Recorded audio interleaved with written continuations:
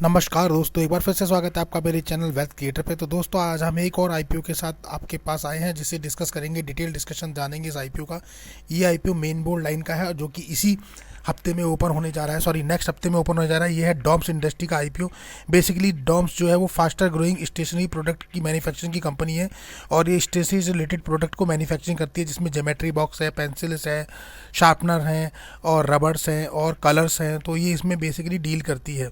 तो इस कंपनी के बारे में जानेंगे, इसका रेवेन्यू क्या है, कंपनी प्रॉफिट में, लॉस में, जीएमपी मार्केट में डिमांड कितनी है, अप्लाई करें या नहीं। पर उससे पहले वीडियो को लाइक से सब्सक्राइब करना बिल्कुल ना भूलिए। तो दोस्तों हम बात करने जा रहे हैं डॉम्स इंडस्ट्री आईपीओ, जो कि स्पेशली मैन्युफैक्चरिंग करती है स्टेशनरी प्रोडक्ट। तो ये बेसिकली जो इसके प्रोडक्ट होते हैं वो कहाँ यूज़ होते हैं दोस्तों? स्कूल्स में यूज़ होते हैं, आर्ट्स जो बच्चे बनाते हैं उसमें यूज़ होते हैं, या अदर लोग भी जो आर्ट्स से रिलेटेड है, जिनकी हॉबीज़ है, वो ऑफिस में इनका यूजेस होता है। बेसिकली इनके प्रोडक्ट को देखें तो पेंसिल और जो है और पेंसिल से एसोसिएट जो है वो चीज़ें बनाते हैं। ड्राइंग और कलरिंग के हैं, इनके क्राफ्ट के हैं, उस टाइप से ये लोग बनाते हैं दोस्तों। ब्रशेस हो गए, जैसे कि फाइन आर्ट के जो ब्रशेस हैं वो बनाते हैं, और मार्कर्स हैं, हाइलाइटर्स बनाते हैं। मैथमेटिकल्स जो है, ज्योमेट्री बॉक्स हैं, ड्राइंग हैं, जो ज्योमेट्री इंस्ट्रूमेंट्स हैं वो बनाते हैं ये लोग बेसिकली। और अगर अब बात करें तो डॉम्स की जो आपने देखी होंगी बुक्स भी आती है, नहीं पेपर स्टेशनरी भी ये लोग बनाते हैं, पेन है, राइटिंग इंस्ट्रूमेंट है और गिफ्टिंग जो डॉम्स का है वो। तो इतनी सारी चीज़ें मैन्युफैक्चरिंग करते हैं। बेसिकली कंपनी की बात करें दोस्तों तो डॉम्स जो है वो 2005 में स्टेबल हुई थी कंपनी, और ये एक लार्ज जो है कंपनी है इंडिया की stationery and art material manufacturing की। तो अगर आप देखेंगे तो ये काफ़ी बड़े लेवल पे काम कर रही है दोस्तों। और देखिए, art materials, stationery product with a global present. तो इनकी जो प्रेजेंट है वो इंडिया में ना होकर इंटरनेशनल लेवल पे भी है, international market for distribution of products. तो इनके जो प्रोडक्ट है वो इंटरनेशनल मार्केट में भी, इनकी खुद की R&D टीम है दोस्तों अपनी, जो कि टेक्नोलॉजी जो है कैपेबिलिटी रखती है और उसके बेसिस पे मैन्युफैक्चरिंग करती है। अगर मैन्युफैक्चरिंग, सेलिंग, मार्केटिंग और एंड डिस्ट्रीब्यूटर की बात करें तो पेपर स्टेशनरी प्रोडक्ट को इन्होंने जो करा है, पेपर स्टेशनरी प्रोडक्ट में आए हैं वो 2023 में इन्होंने चालू किया है। उसके अलावा आप देखेंगे तो इनका जो है इनोवेशन है काफ़ी अच्छा, तो उसके साथ है। उसके अलावा कैटेगरी वाइज अगर देखेंगे, associated the growing years of kids, children and young जो है अडल्ट्स हैं उनके लिए बेसिकली बनाते हैं। तो सेंटर पॉइंट जो है वो इनका अडल्ट्स है, चिल्ड्रन हैं, किड्स हैं, उनके लिए जो ये बनाते हैं। कलरफुल पेंसिल्स हैं इस टाइप से। तो ये बेसिकली इसमें काम करता है। अगर आप देखेंगे तो माइक्रोवुड प्राइवेट लिमिटेड भी इनके साथ स्टेक में है, जो कि मेजर स्टेक रखता है।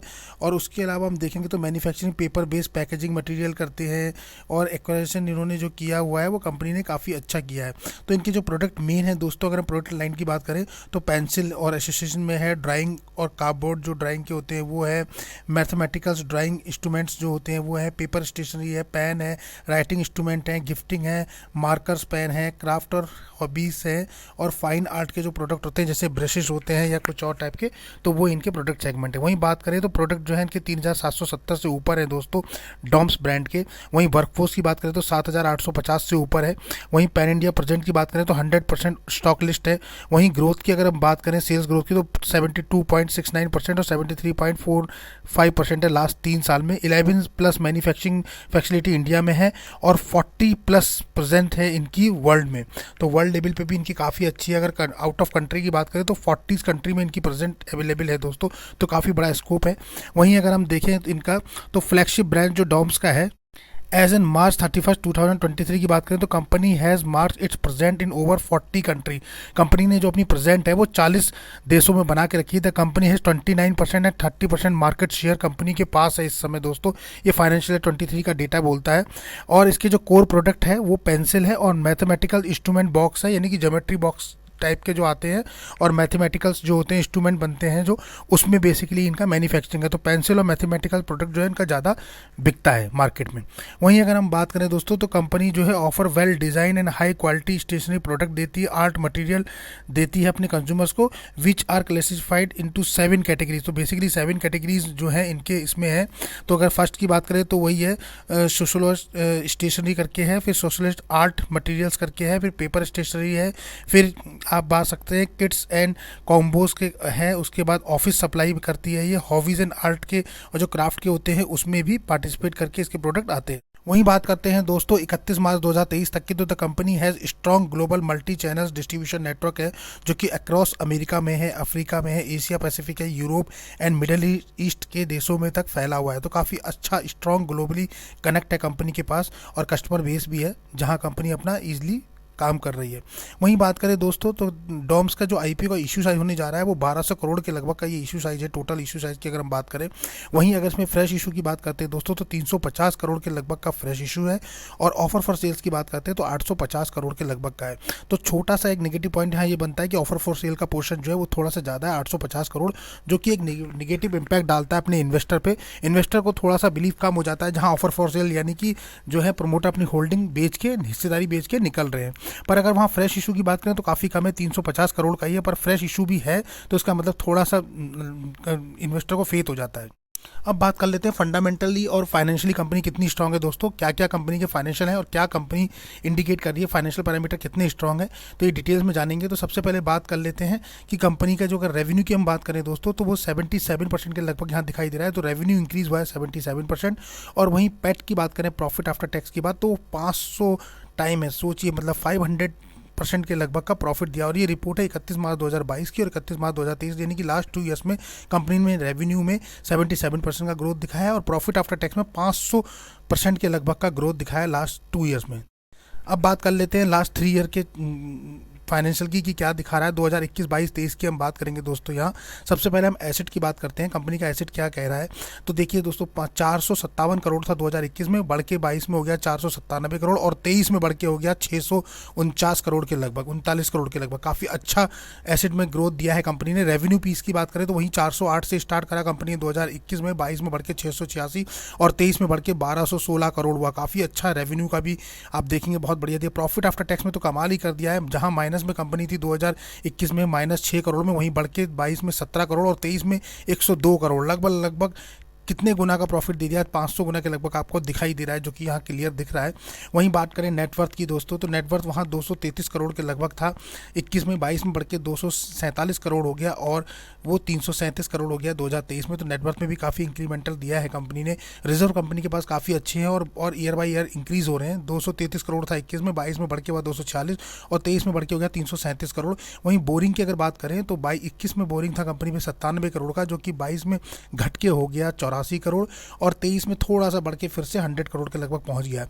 तो बोरिंग एक कंसर्न हो सकता है दोस्तों मोस्टली कंपनी का, लेकिन यहाँ कंपनी जो है कैश रिच है अगर आप देखेंगे ध्यान से तो, बिकॉज कंपनी के पास जो आप रिजर्व देख रहे हैं ना वो काफ़ी अच्छा है। मतलब कंपनी के पास 337 करोड़ के लगभग का रिजर्व है, और अगर हम बोरिंग की बात करें तो केवल 100 करोड़ है, यानी कि अपने बोरिंग का 3 गुना के लगभग तो कंपनी के पास रिजर्व है। तो यानी कंपनी जब चाहे तब अपने बोरिंग्स को क्लोज कर सकती है। तो इसका मतलब ये कि कंपनी जो है कैश रिच कंपनी है, और अपने बोरिंग का 3 टाइम उसके पास रिजर्व है। तो यानी कि कंपनी काफ़ी स्ट्रॉन्ग इंडिकेशन दिखा रही है। बाकी पैरामीटर्स वाली बात करें तो एसेट में कंपनी एक्सीलेंट है, रेवेन्यू भी कंपनी काफ़ी एक्सीलेंट परफॉर्म कर रही है, प्रॉफिट आफ्टर टैक्स में तो आपको दिख ही रहा है कि कितना अच्छा ग्रोथ दिया है कंपनी, नेटवर्थ में भी काफ़ी अच्छा ग्रोथ दिया है। रिजर्व और सरप्लस की बात करें तो एक्सीलेंट कैटेगरी कह सकते हैं। बोरिंग थोड़ा सा कंसर्न है, तो यहाँ हम गुड रखेंगे, पर लेकिन बहुत ज़्यादा कंसर्न भी नहीं है, क्योंकि एक तो जो है वो डाउन ट्रेंड में बोरिंग है, और दूसरा कंपनी के पास रिजर्व काफ़ी अच्छे हैं। तो यहाँ अगर रेटिंग दिया जाए तो 6 आउट ऑफ 5 रेटिंग देंगे, यानी कि 6 में से 5 की रेटिंग है। पर फाइनेंशियल बहुत ही स्ट्रांग है कंपनी के, फंडामेंटल्स काफ़ी स्ट्रांग दिखाई दे रहे हैं दोस्तों।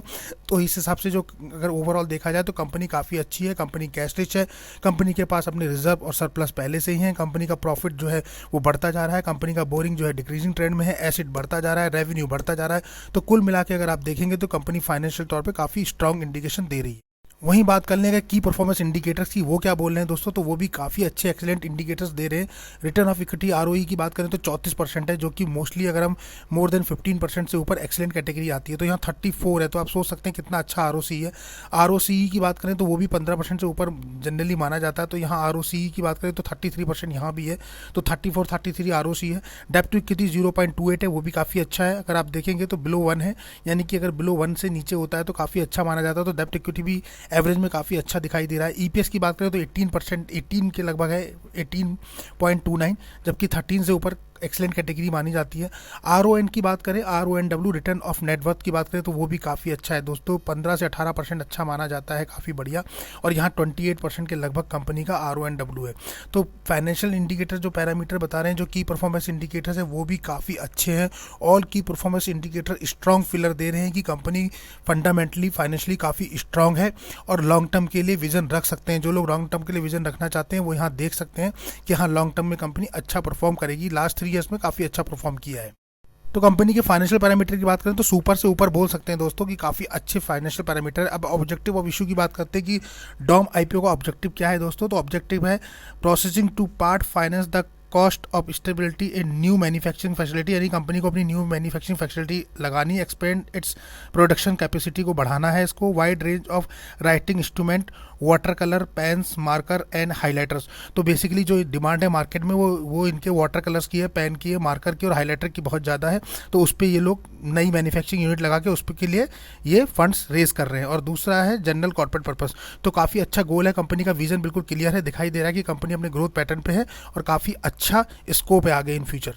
अब बात कर लेते हैं कंपनी के होल्डिंग पैटर्न की, किस पे कितनी होल्डिंग है। तो डॉम्स IPO प्रमोटर की अगर होल्डिंग की बात करें तो यहाँ संतोष रायकला जी पे है, संजीव मनुसुकन जी पे है, उसके बाद केतन जी पे है, रजनी जी पे है और विजय सौम्य पे है। तो इनके पास ये सारी होल्डिंग है। उसके अलावा फैब्रिक, इटालियन लिप्स, एफिन, SPA के पास भी इनकी होल्डिंग है।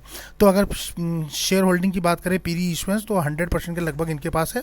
और पोस्ट इशुएंस के बाद अभी यहाँ कुछ अपडेट दिया नहीं है दोस्तों कि इस IPO आने के बाद कितना रह जाएगा। रिजर्वेशन कोटे की बात करें तो QIB के पास 75% के लगभग दिया है, काफ़ी बड़ा कोटा दिया गया इस बार QIB को। वहीं रिटेल कोटे को काफ़ी कम दिया गया है, केवल 10%। मतलब मोस्टली कंपनी में ऐसा होता है कि अगर लास्ट 3 ईयर्स में कोई कंपनी किसी 1 साल में 2 साल में जो है वो लॉसेज में होती है तो वहाँ केवल 10% रिटेल को दिया जाता है। अदरवाइज रिटेल को बहुत ही कम होता है कि 10% के लगभग मिले, पर यहाँ 10% ही कंपनी ने दिया हुआ है। तो काफ़ी कम चांसेस बन रहे हैं रिटेलर्स के। वहीं HNI कैटेगरी को 15% ही दिया गया है। तो यहाँ QIB इसके लिए काफ़ी अच्छा पोर्शन रखा गया है, 75%। तो मुझे लगता है कि HNI के लिए भी थोड़ा सा बढ़ा देना चाहिए था और रिटेल के लिए भी तो अच्छा होता। पर दोस्तों IPO का साइज काफ़ी बड़ा है तो मुझे लगता है कि चांसेस बन भी सकते हैं। अब इंपॉर्टेंट डेट एक बार नोट कर लीजिए, इंपॉर्टेंट डेट्स कौन सी होने वाली हैं दोस्तों। तो इंपॉर्टेंट जो डेट्स हैं डॉम्स IPO की जो टेंटेटिव डेट्स आ गई हैं दोस्तों, वो 13 दिसंबर से लेकर 15 दिसंबर के बिटवीन ये ओपन रहेगा। तो 13 दिसंबर वेडनेसडे को IPO ओपन होगा, 15 दिसंबर IPO जो है क्लोज होने की डेट है।